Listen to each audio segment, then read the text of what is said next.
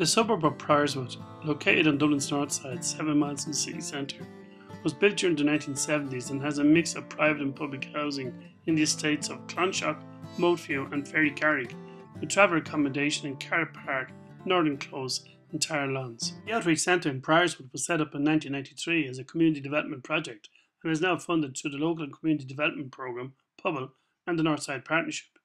It is managed by the Partnership's development worker Mary Donnelly.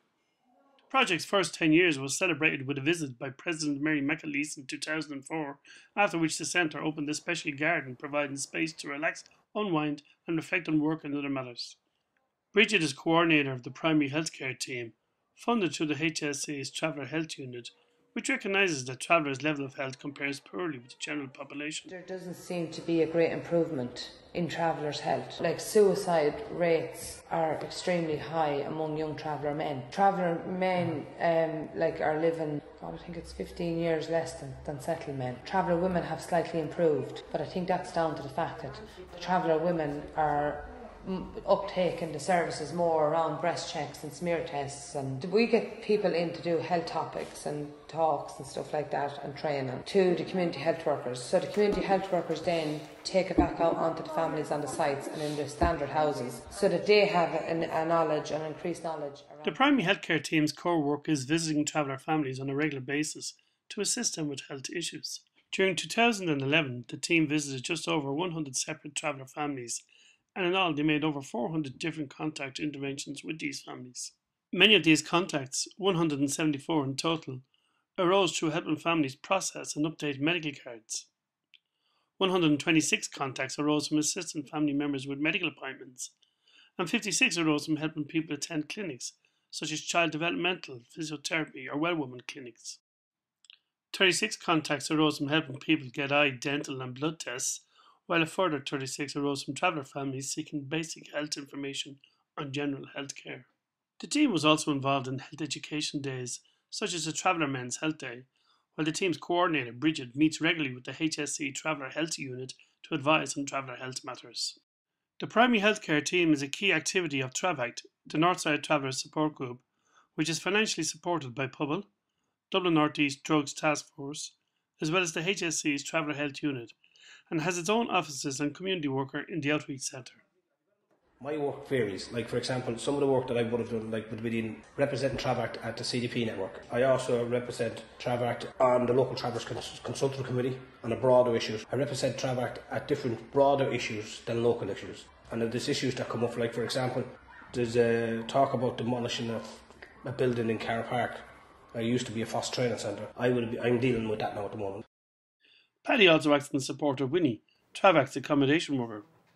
Winnie visits traveller families regularly, providing a direct housing advocacy service, recognising that special issues arise because of the increased number of travellers requiring accommodation, the continued young age profile of newly formed families, and the impact of large family size on house maintenance and repairs. For example, if somebody rang me today about a maintenance job, like if something happened to the kitchen, could you report that to the council? They have reported it already to the council.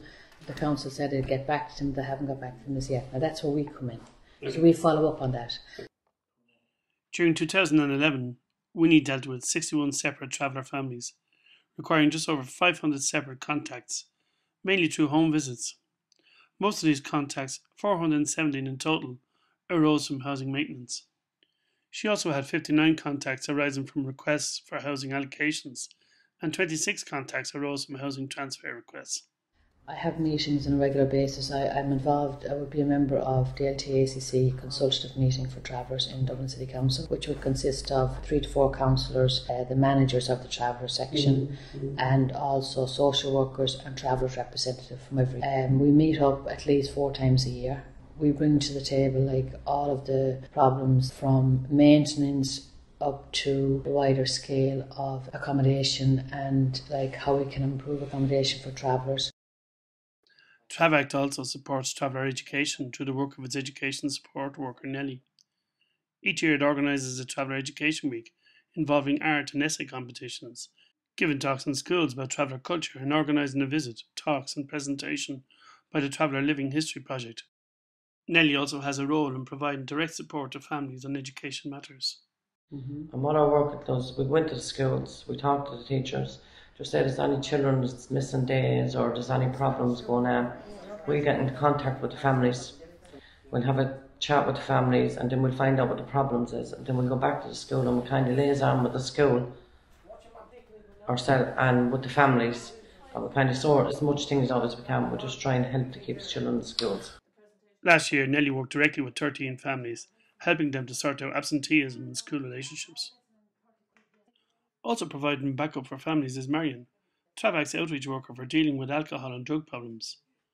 Research on travellers' access and alcohol and drug services highlight that travellers feel uncomfortable attending services, and that proactive approaches through outreach contact and promoting peer referral have huge importance in engaging travellers, and that a commitment to meeting with family members and providing both information and education as to how best the family can support the individual are also important.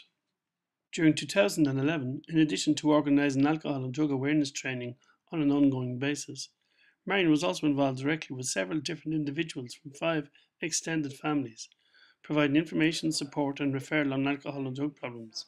While nationally 1.6% of persons accessing drug treatment are travellers, in this area the percentage is almost twice that at 3%.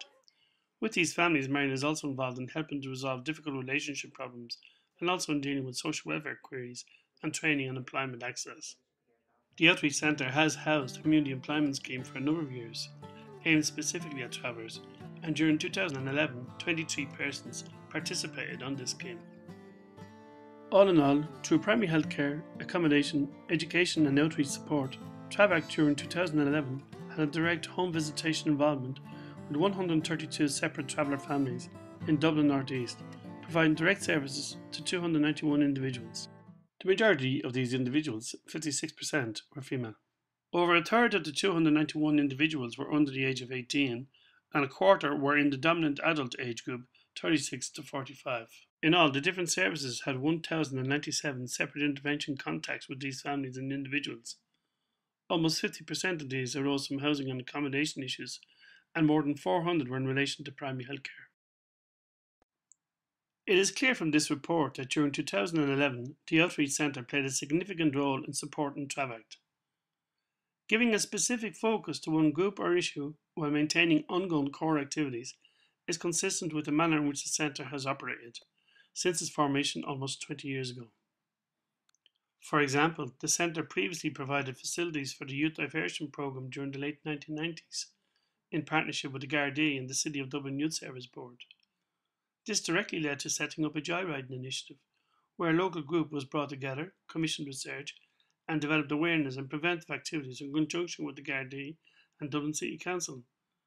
The Centre initiated Priorswood Youth Project, and it also managed Bonnybrook Youth Project and the Traveller Youth Project, which all subsequently moved to regional youth services based in Darndale. The Centre was also highly involved in community art. For example, in 2007, the In Your Face project celebrated settled and traveller women who work in and use the Centre, photographed by Derek Spears. The Centre continues in involvement with community art through other local projects and providing a base for the national community arts body, Blue Drum, which itself brings community arts skills to family resource centres throughout Ireland. The Centre was directly involved in May 2011 in organising Blue Drum's We Are Family event in Thomond Park, which showcased family centres' use of art in their ongoing activities. The Centre continues to support the Priorswood Community Playgroup, which is located at the Centre, and which during 2011 provided 30 childcare places. The Centre also continues to provide an ongoing drop-in advice and administrative service to both individuals and groups in the community, many of whom will also come in to share ideas and their thoughts with tea or coffee. This drop-in dimension is an important part of the Outreach Centre's experience. The Centre, of course, could not survive without funding support, the breakdown and use of which is illustrated by this graphic. This is the Centre's annual report for 2011, its first paper-free annual report. It's hoped you will now email the link for this report onto your colleagues and others who may wish to view it.